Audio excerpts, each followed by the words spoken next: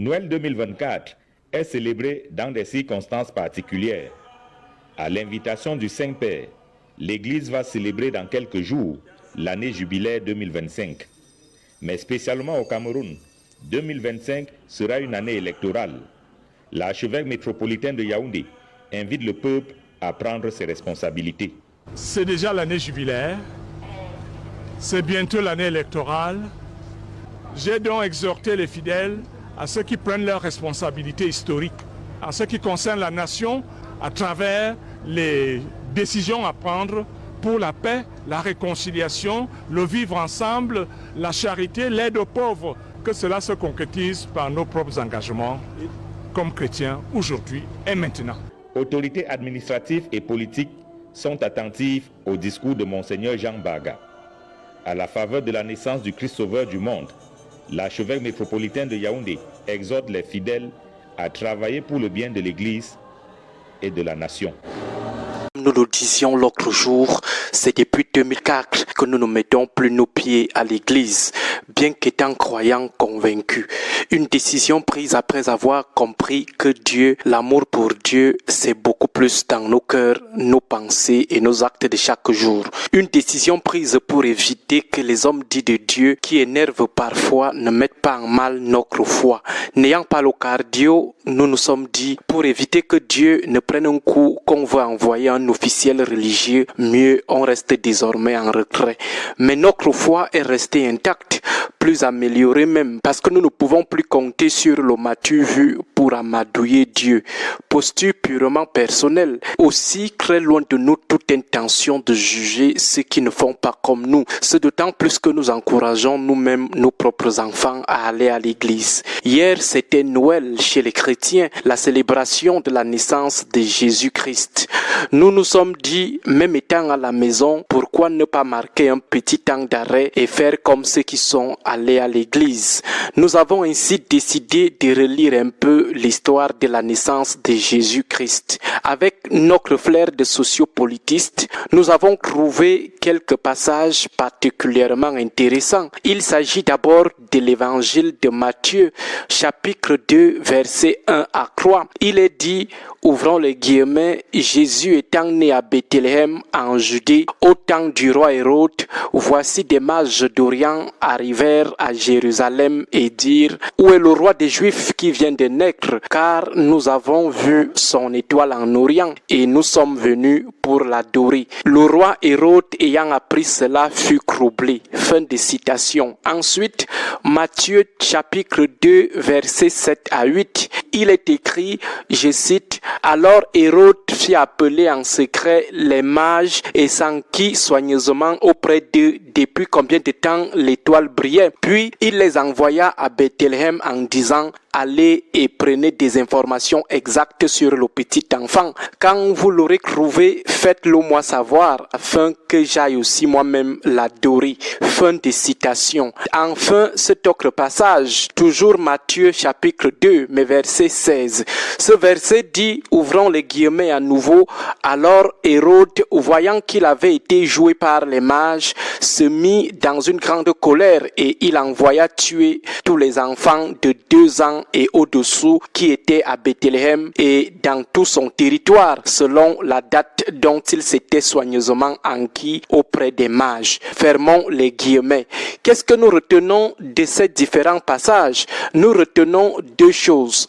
Première chose, Hérode ne voulait même pas entendre que quelqu'un lorgne son pouvoir. Même un bébé comme Jésus, il ne voulait rien entendre. Il n'a même pas cherché à savoir si c'était vrai ou pas. Il voulait juste la position géographique du bébé. Même si on lui disait que c'est une mouche qui voulait son pouvoir, il aurait eu immédiatement les nerfs. On appelle cela la fébrilité. Une fébrilité liée à l'obsession folle du pouvoir. Deuxième chose, Hérode était prêt à tout pour conserver son pouvoir, jusqu'à ordonner qu'on exécute tous les bébés garçons parce qu'il redoute un rival qui est encore bébé. À cause d'un seul bébé, il décide de sacrifier tous les autres bébés. Un véritable massacre. Pourtant, il était même à la fin de son règne. Il va d'ailleurs contraindre le bébé Jésus et sa famille à l'exil politique en Égypte jusqu'à ils ne sont revenus qu'après sa mort. Il était prêt à tout pour mourir au pouvoir. Le massacre des bébés n'était pas d'ailleurs son premier coup, toujours à cause du pouvoir parce qu'il veut mourir au pouvoir. Il fit par exemple exécuter 45 de ses notables. Hérode n'a pas également eu peur d'assassiner sa belle famille, sa femme Marianne et 3 de ses fils aînés. Il avait également exécuté les paysans qui s'étaient révoltés en Galilée, ainsi que les plus fortunés et les prêtres de Jérusalem. Même sur son lit de mort, Hérode va ordonner d'assassiner un nombre important de Juifs en vue pour s'assurer qu'un maximum de ses sujets porteraient le deuil le jour de sa mort. Tout ça pour le pouvoir. Bref, l'image d'Hérode présentée par Matthieu correspond à ce roi astucieux, autoritaire, cynique et sans merci. Hérode est aujourd'hui célèbre pour sa cruauté et sa paranoïa du pouvoir. Mais il est mort comme un chien.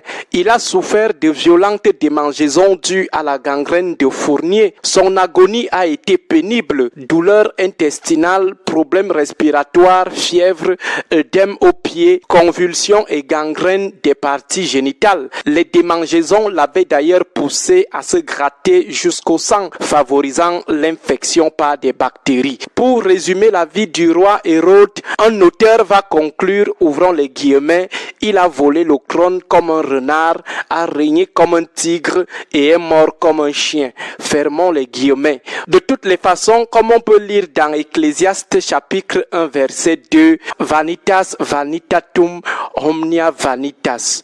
S'il faille même aller devant les juridictions, le ministre Atangandi a déjà gagné quel procès.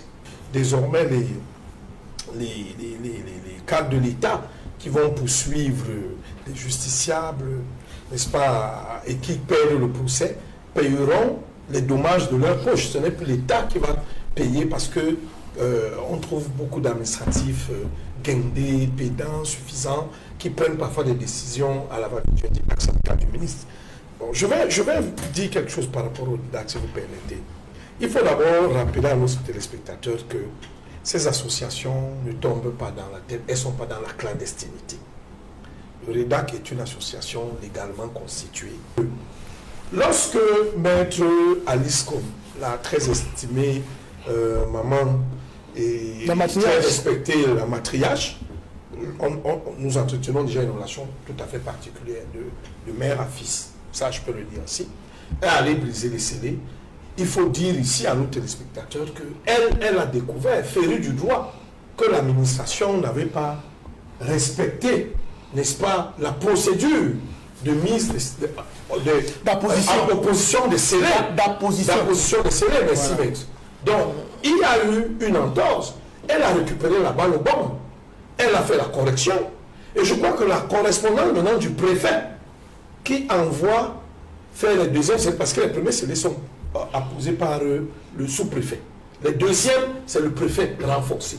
Et elle fait donc une correspondance au préfet pour dire qu'elle ne pourra pas assister à la première convocation qui est au deuxième étage. Le préfet répond en lui disant qu'il a aménagé un espace confortable pour elle pour venir, n'est-ce pas, à la convocation au rez-de-chaussée. Sauf que, malheureusement, elle informe maintenant le préfet qu'elle ne pourra pas venir sans son avocat qui n'est pas là.